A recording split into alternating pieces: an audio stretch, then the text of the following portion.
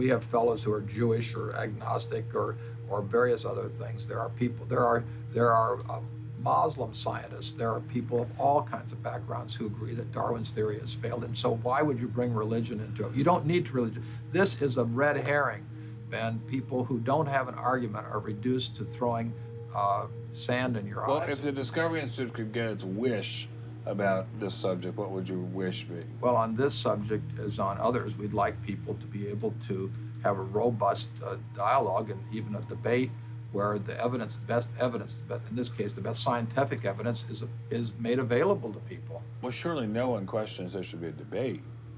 Oh, yes, they do. They do? They say the debate has been settled. Well, that the issue's when settled. was the debate settled? Ben, I'd like you to talk to the scientists. You don't want to get your science from me.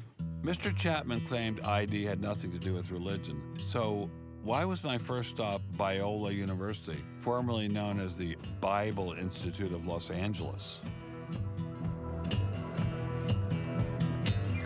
Your own personal Jesus,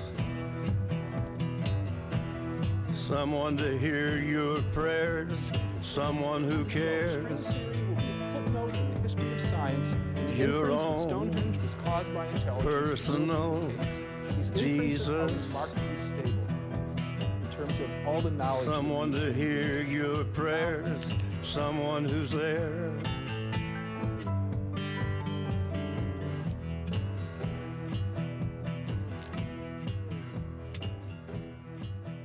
How much money have you ever gotten from Jerry Falwell? $0. How about Pat Robertson? 0. Are you a minister? No. Are you a priest? No. Pastor? No. Youth pastor? Oh, I did teach Sunday school once. Has this all been resolved? I mean, aren't we all Darwinists now? Except for a few cranks like you? Well, it's a funny thing that questions that aren't properly answered don't go away. This question is loaded with all kinds of political baggage, but one-on-one at a scientific meeting after the third or fourth beer, my experience has been that many evolutionary biologists will say, yeah, this theory's got a lot of problems. So you're meaning to tell me that there really is a debate among scientists about whether or not evolution occurred? Well, evolution is a kind of funny word. It depends on how one defines it. If it means simply change over time, even the most rock-ribbed fundamentalist knows that the history of the Earth has changed, that there's been change over time. If you define evolution precisely, though, to mean the common descent of all life on Earth from a single ancestor via undirected mutation and natural selection, that's textbook definition of neo-Darwinism, biologists of the first rank have real questions. But the modern theory of intelligent design is just microwaved creationism. I don't think that's the case. Creationism, properly understood, begins with the Bible and says, how can I fit the Bible into the data of science? Intelligent design doesn't do that. Intelligent design is the study of patterns in nature that are best explained as a result of intelligence. So intelligent designers believe that God is the designer? Not necessarily. Intelligent design is a minimal commitment scientifically to the possibility of detecting intelligent causation. Dr. Nelson didn't sound like a crazy person, but I still suspected ID was nothing but reheated creationism. My next stop didn't seem like it was going to alleviate those fears. I didn't crawl out of the ocean, I didn't come from no monkey. Science tends to forget evolution's just a theory. They present it in the textbooks and on animal TV. Like it's fact, but tell me, were you there 12 million BC? Evolution is, from an intelligent design perspective, is perfectly acceptable if the sense is that how did the design get implemented? The issue is there real design there, and are these material mechanisms like natural selection, are these adequate to account for everything we see in biology? And our argument is no, it's not. But Darwin produced all this evidence from his travels and his studies at the Galapagos that evolution explained things. If you look at the history of science, people often have a good idea and then they decide just to run with it. And they say, we're going to apply this everywhere. And so Darwin takes his idea of natural selection and says, I'm going to explain all of life with it. I mean, physics used to be Newtonian physics. Newton was physics. And then we got to look to Einstein, general relativity. It's not, Newton isn't enough. Well, I think likewise what we're finding with Darwin is that he had some valid insights, but it's not the whole picture. Okay, Darwinism may not be the complete picture, but what made these guys think they had the missing pieces? I put this question to Dr. Stephen Meyer, author of the paper that originally got Dr. Sternberg in so much trouble. It's hard to believe that this little town is the headquarters of giant Microsoft. It's enabled Mr. Gates to become fantastically rich. Maybe that's what Steve Meyer's doing. Maybe this is somehow going to make him fantastically rich. We'll pin him down like a butterfly on a butterfly board. Butterfly on a killing board. Coffee shop straight ahead. Newton is buried in the geniuses corner at Westminster Abbey, right? That's correct, yeah. Darwin is also buried in Westminster Abbey. Right, and so is Darwin. Right near each other, right? And you're here in Redmond in a little building without a sign, right? And you're obviously an incredibly smart guy, but how dare you challenge someone who's buried in the geniuses corner next to Newton at Westminster Abbey? Well, it may seem a little cheeky, but it's what scientists are supposed to do.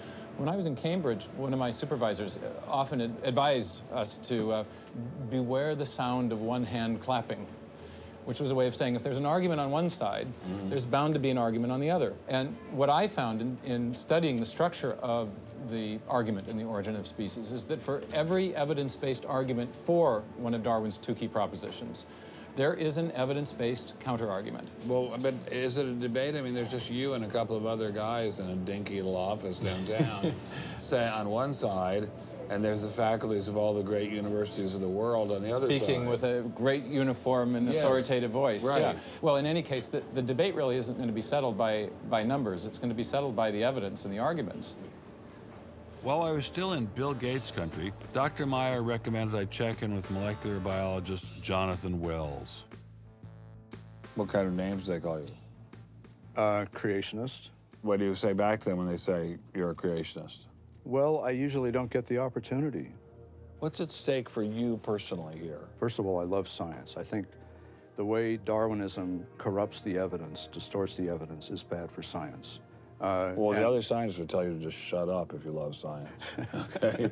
Because you're sort of being a bomb thrower into science. I am upsetting the apple cart, and I think it deserves to be upset in this case. Why? Because the evidence is being distorted to prop up a theory that I think doesn't fit it.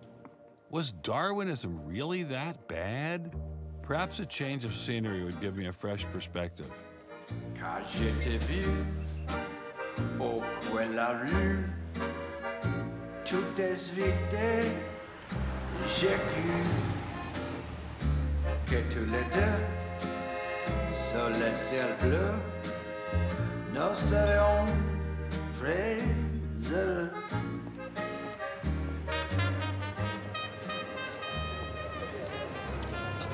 Mr. Berlinski, I assume? How are you, sir? So where are you from originally? I was born in New York. Yes. Spent 31 years in Manhattan. Yes. And I spent a lot of time in California, too. And tell me all the various universities where you studied or taught. No, I was at Princeton, then I had a professorship at Stanford, and then I left Stanford, and I taught at Rutgers. I left Rutgers, and I taught at the City College in New York. I left the City College of New York. I taught at the Baruch College. I taught at San Jose. What did you teach at Baruch College? Anything they wanted. Come on in. Thank you, monsieur. What an old building, wow. It's the oldest in Paris. You're kidding. Merci, monsieur. Ah, je vous en prie, monsieur. Merci. Wow, this is fabulous. Let's put it this way. Before you can ask, is Darwinian theory correct or not, you have to ask the preliminary question, is it clear enough so that it could be correct? That's a very different question. One of my prevailing doctrines about Darwinian theory is, man, that thing is just a mess. It's like looking into a room full of smoke. Nothing in the theory is precisely, clearly, carefully defined or delineated. It lacks all of the rigor one expects from mathematical physics, and mathematical physics lacks all of the rigor one expects from mathematics. So we're talking about a gradual descent down the level of intelligibility until we reach evolutionary biology. We don't even know what a species is, for heaven's sakes. So his theory is smoke, but elegant smoke. There's a certain elegance to it, but you know, I think Einstein had the appropriate remark. He preferred to leave elegance to his tailor. A room full of smoke? That certainly wasn't what I was hearing from prominent Darwinists like Richard Dawkins. Evolution is a fact. It's a fact which is established as securely as essentially any other fact that we have in science. Richard Dawkins is so confident that evolution is a fact, and that therefore God doesn't exist, that he has devoted his entire life to spreading the evolution gospel. I'm an atheist with respect to the Judeo-Christian God because there is not a shred of evidence in favor of the Judeo-Christian God. It is completely right to say that since the evidence for evolution is so absolutely, totally overwhelming, nobody who looks at it could possibly doubt that if they were sane and not stupid. So the only remaining possibility is that they're ignorant, and most people who don't believe in evolution are indeed ignorant. But the people I spoke with weren't ignorant. They were highly credentialed scientists. So there had to be something else going on here. So you think the whole theory of evolution is false, or just certain parts of it? Well, again, evolution is a slippery word. I would say minor changes within species happen. But Darwin didn't write a book called how existing species change over time. He wrote a book called The Origin of Species. He purported to show how this same process leads to new species, in fact, every species. And the evidence for that grand claim is, in my opinion, almost totally lacking. How does Darwin or Darwinism say life began? Well, he didn't know, and in fact, nobody knows. So Darwinism, strictly defined, starts after the origin of life and deals only with living things. Well, how can there be a theory about life without a theory about how life began? Well, a grand overarching evolutionary story, of course, does include the origin of life, but Darwin's theory doesn't begin until you have the first cell. Well, does someone have a theory about how life began?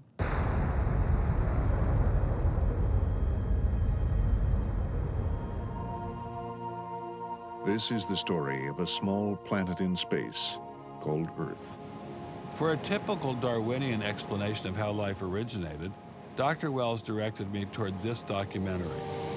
The chemical elements essential for life, hydrogen, oxygen, carbon, and nitrogen, were now in place. What was needed was a way of combining them. Perhaps the energy came from lightning. Whatever it was. Excuse me? Whatever it was, energy managed to arrange these chemical ingredients in just the right way. Whatever it was? I was hoping for something a little more scientific. The most popular idea has been that life emerged spontaneously from primordial soup. In 1953, Stanley Miller mixed water, methane, ammonia, and hydrogen to simulate the early Earth's atmosphere. Then he ran electricity through it in an attempt to jumpstart life. It didn't work. While the initial results seemed promising, 50 years later, most serious scientists have abandoned this approach in favor of alternate theories. Prominent Darwinist Michael Roos attempted to explain one of them to me. He wasn't kidding. How did we get from an inorganic world to the world of the cell? Well, one popular theory is that it might have started off on the backs of crystals.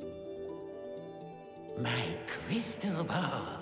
Molecules piggybacked on the back of crystals forming, and that this led to more and more complex. But of course, the nice thing about crystals is every now and then you get mistakes, mutations, and that this opens the way for natural selection. But at one point there was not a living thing, and then there was a living thing. How did that happen? Well, this is I've just told you. And I don't see any reason why you shouldn't go from very simple to more and more complex to more and more complex. I don't either, but I don't know how you get from mud to a living cell. That's my question. Yes, well, I've told you. I think it was on the back try of one more crystal. time.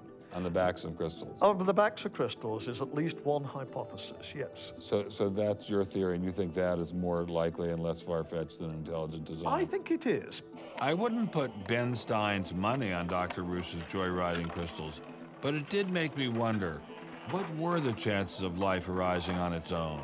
It's been speculated that probably there would have to be a minimum of about 250 proteins to provide minimal life function. If that's really true, then I think it's almost inconceivable that life could have happened in some simple step-by-step way. Okay, so the simplest form of life requires at least 250 proteins to function. What's so difficult about that? Welcome to the Casino of Life. Who wants to spin for a chance to win? Oh, sure. I'll give it a shot. What do I win? Take a look at this. Huh? How about the world's first single-cell organism? This perfectly aligned string of proteins could be yours. Now, take a spin.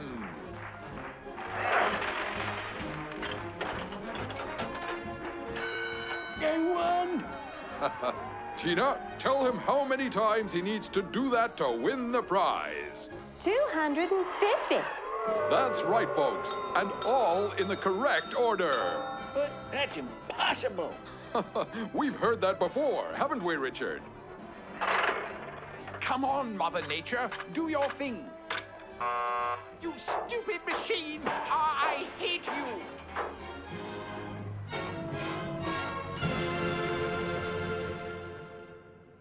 We're talking about something that's staggeringly improbable, roughly 1 in a trillion, trillion, trillion, trillion, trillion, trillion.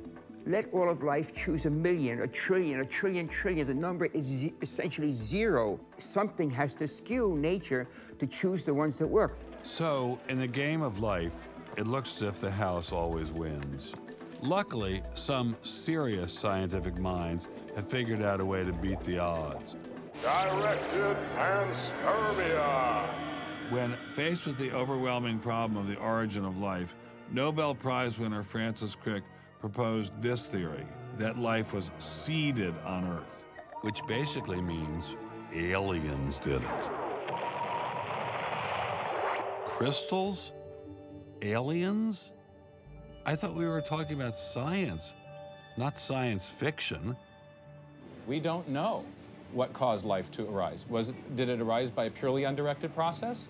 Or did it arise by some kind of intelligent guidance or design? And the rules of science are being applied to actually foreclose one of the two possible answers to that very fundamental and basic and important question. So the rules of science say we will consider any possibility except one that is guided. Exactly.